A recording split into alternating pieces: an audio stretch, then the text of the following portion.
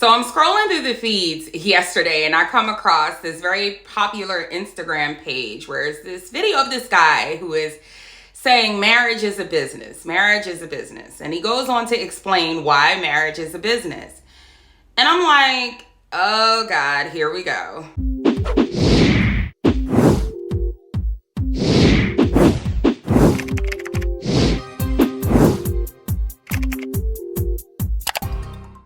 Honestly speaking, I don't think a lot of people understand the ideals that they tend to subscribe to. They just subscribe to it because it's trendy and it's popular. Marriage has always been a religious institution, then and now. Because of my own personal experience in this arena, oh yeah, I'm going to speak on it. When it comes to the history of marriage and its initial origin, regardless of what race you are, regardless of where you come from, what country you were born in, your cultural variations, the primary purpose was to bind woman to man and thus guarantee that a man's children were his biological heirs. This is why a father walks his daughter down the aisle and he gives her away, and a covenant is then entered into between her husband, and God. The husband is usually selected by the family because the ultimate goal is to blend the families. Okay? It is two people entering into a union to practice serving something greater than themselves. This marriage is a business talk didn't start until sometime in the late 19th, early 20th century. And that's when the state saw that they can turn it into more of a secular agreement, like a civil union, so to speak. And they did it for no other reason than the fact that they saw opportunity in being able to tax married people a certain way. It is the state that wanted marriage to be a business. This very same banana in the tailpipe scheme was used to manipulate women. They manipulated a lot of us into believing that we could work outside of the home and be independent of our men, that we didn't need our men, and we can get the bag, and we can have a career, and we can have it all, and do this, that, and whatever. People, it was all done as a means to tax you, not because they gave a damn about your independence. And as you can see, this is what it's gotten us. They see opportunity in being able to tax us for everything, and they do. You guys don't get that by now? What has happened is that modern ideology has us basically measuring our moral compass based on who can be a better consumer. And the problem with this mindset is that it has conditioned an entire generation of people to look at their relationships not through an intimate lens or one that is even familial, but rather one that is strictly transactional. You know, everything is about money and getting the bag. And this is dangerous because now we're in a society where we're going into relationships based on the expectation of reciprocation. This is why you have a lot of people out here now talking about what do you bring to the table and all of that. It's become its own controversy.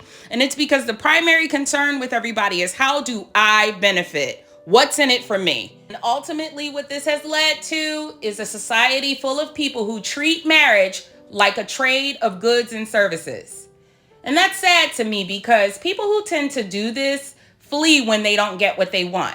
They leave. Not just their marriages, but their children as well. This is why the divorce rate remains over the 60% mark. This transactional outlook on marriage and relationships is why there exists so much dysfunction. You have so many broken homes and so many broken people. What I've always found to be the most ironic about this marriage as a business talk is that it's often preached by people who have kids out of wedlock, by people they didn't marry. What kills me is the fact that these people think that they are experts on both business and marriage, when about 90% of them couldn't even enter into lucrative partnerships with people that they chose to have kids by. That's right, I said it. Economically speaking, having children is actually far more costly than being married. Did you know that it costs upwards of $230,000 to raise a child from the time that they are born until they turn 18?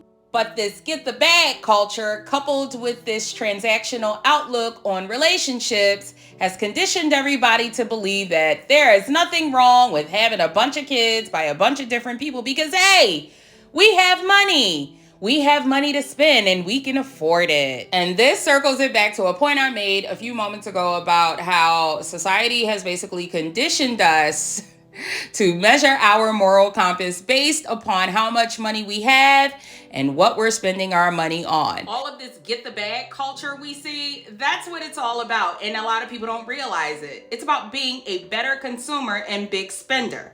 And I'm sure somebody will probably come in the comment section and say, well, that's capitalism. And to that I say, yes, that's true, but it's not smart capitalism, not where it counts, because it makes absolutely no sense fiscally or economically to have no qualms about having kids, but you have all this pause and all of a sudden you need to be business minded when you enter into a marriage. This is why we have to get back to worshiping God. And anyone who follows me know I say that very often because we went from serving and worshiping God to being servants and worshipers of the state and corporations.